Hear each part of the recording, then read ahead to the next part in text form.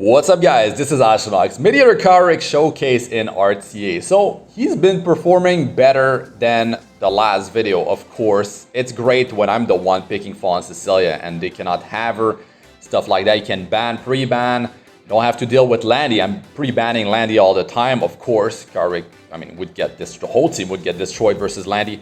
That's my stats. He's got 15 skill ups. He's on a support build. I'll try him on a bruiser build later on. And the stats of the other heroes that I bring along with him are at the end of the video. So, how has he been performing for me? So versus control teams, he's been really good. But he has to be paired with another hero that can cleanse. Like if I just bring him, they ban him, right? But if I pair him with like Designer a little bit, anyone that can cleanse, you can do the same, but I'm not saying you should pull for him. You should not pull for him. He's not worth pulling for. He needs to get buffed later down the line. It's going to take a long time probably, but it's probably going to happen one day. Now, he's got attack buff and immunity for the whole team, and he's the only hero with that. He's cleanses beforehand, and that's huge, right? But outside the skill 3, he's really slow. Like, he needs to use the skill 2 faster. He should get some combativeness push, something like that, so he can, you know, be a threat, like do something, right, on the board, not just be standing there, right? So in this team, they don't have a knight. I'm just, man, it's just so much damage. You know, having Senya, just 2 damage dealers with himself, having attack buff, 50% more attack on 2 of these damage dealers means that you effectively have like a 3rd damage dealer. You understand what I mean? But of course, the uptime on the attack buff is not 100%. So you need to make things happen early on in the battle, right? Like when you have it for 2 turns, make stuff happen there. And it's sort of like you have a 3rd damage dealer if you didn't have the attack buff. Of course, defense break is very hard to land in PvP. So what I like to have is attack buff.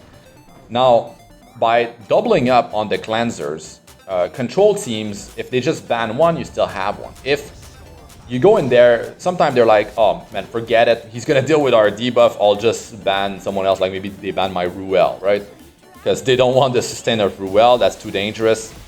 So yeah, even if something goes wrong, let's say here he got provoked, right, by Fairtail Tenebra because his effect resistance is not so high. 165 plus no crystal, so he's at 185% effect resistance, and it's not high enough. I'd like to have over 200%. I can make it happen, not with my current gear, but I'll make it happen later down the line.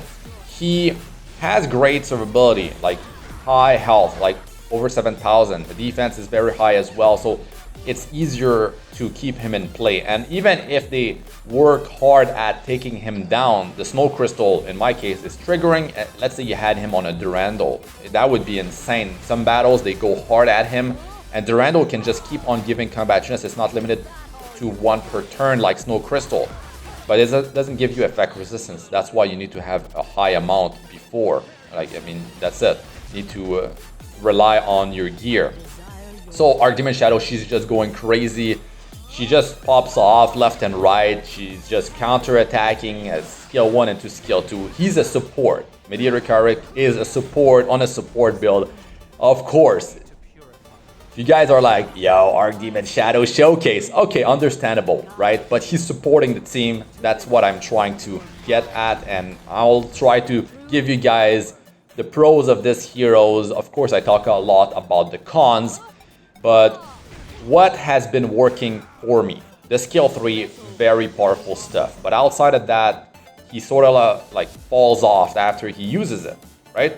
Because it takes too long for him to get in there, you know, with the skill 2 or the skill 1. But when he does, it's pretty nice. The downtime between the skill 3 and the skill 2 allows the enemy team, of course, to deal a bunch of damage. If the enemy team doesn't have that much burst damage, right, then the barrier comes in really handy for me anyways, because I'm pairing him with very tanky heroes, bruisers, high HP pools, decent defense on my heroes. So the barrier is quite thick. It's surprisingly thick, actually. And it did save me more than once, and that was good. That felt good when I did that. Now, when the attack break lands on a big threat hero, that's also pretty sweet. But of course, they're breaking Arbiter Vildred. I like landed on him, but then he dies and comes back, you know, debuff you know, on him anymore. And then if he gets a greater attack buff and I don't have a Fallen Cecilia, I'm taking a crap load of damage. If you don't have a Knight with Aureus, you're just gonna take a beating. So I've been running Ruel plus a Knight. If it's not Fallen CC because she got banned, I'm running like Tywin, right? So you could just run double Knights, right? You could do that. The barrier that he has is not enough sustain.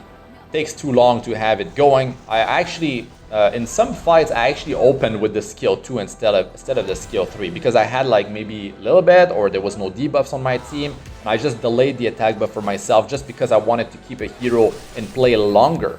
So that worked out well. And I was able to attack break a hero and that was counter attack again. It's just crazy, man.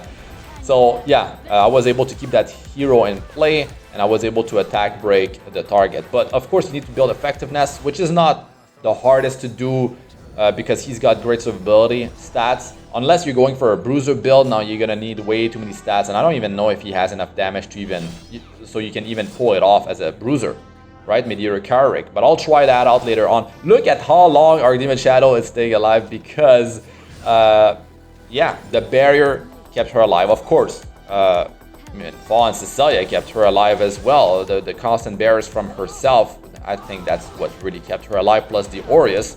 But yeah, Kawerik brought his barrier on the S2, which is fairly thick. That was nice. But you can see, man, our Demon Shadow is just popping off like crazy. It's just insane. But back to Kawerik. The skill 1, the constant skill 1s pushing the combat units by 50% of the hero closest to 100%. It's pretty good to cycle. Yeah, I liked it. I liked it. Now, I guess I could have him on a counter set, and that's something I'd like to work toward later on. Since I have too much speed on him right now, I'd like to have him less speed and higher effect resistance, or just straight up go on a counter set. So that's something to look forward to, another showcase where I'll try him on that. But in his current state, like I said, he's underpowered, right? He needs a buff. It's too slow, the skill 3 into the S2. But maybe if I have him on a counter set, that there's something that I feel like could be pretty strong. You have a really tanky team, you're picking double Knights with Aureus early on, so they ban one, you still have one. You got himself, Mediator Kawerik, and you got like a bruiser, a damage dealer. Now, you know, you got his kit, you got all that. But the great thing is that maybe the counter attack, because let's say he counter attack and pushes the combat units of your ally that closes to 100%. Maybe that could allow you to cut versus a cleave team. Now that could be interesting, and I could definitely see that working, but it's not realistic to rely too much on that because counter set is not reliable, right? He's not like a knight that can have an Elbrus ritual sword and just, you know, have that much more chances to trigger the counter attack. So it could be something. It could be something. It could win you a game. If you're able to cut before the rest of their cleave, you can definitely win a game because of that. Now, to have that work, it's sort of like you would need a hero to follow up, like, let's say it's like your Bazaar or something. Yeah, let's say it's a Bazaar that is able to cut, and then you can just push back their CR and able to buff on their team. They cannot have attack buff. You're messing everything up on their side. But I'm sure there's plenty of options. I mean, you could have like anyone that's super fast that can, it's not going to be a hero that can damage them, but let's say it's like a Fairy Tale Tenebria, right? You can cut and then you can do the Resurrect Provoke. It's going to be massive. Like a hero that has a massive impact that can just stop their combo. That could definitely work pretty well with himself on a counter set. But it's a lot of ifs, and it's a lot of will it trigger or not. I don't like that. Not the playstyle that I like to use, but it could be fun if it does happen, right? So there's something there. Like I said, the attack break could be cool, but the big threat heroes, they can self-cleanse or they will have immunity set early on, so you won't be opening with that anyways. But later on, they will not have immunity, and it can come in handy versus a high threat hero with high damage. So anyways, yeah, overall, he's been performing better than what I've originally talked about, but still not worth pulling for him. Anyways, that's going to be it for this one. I'm Astranox. Good luck with all you do. Peace out for now.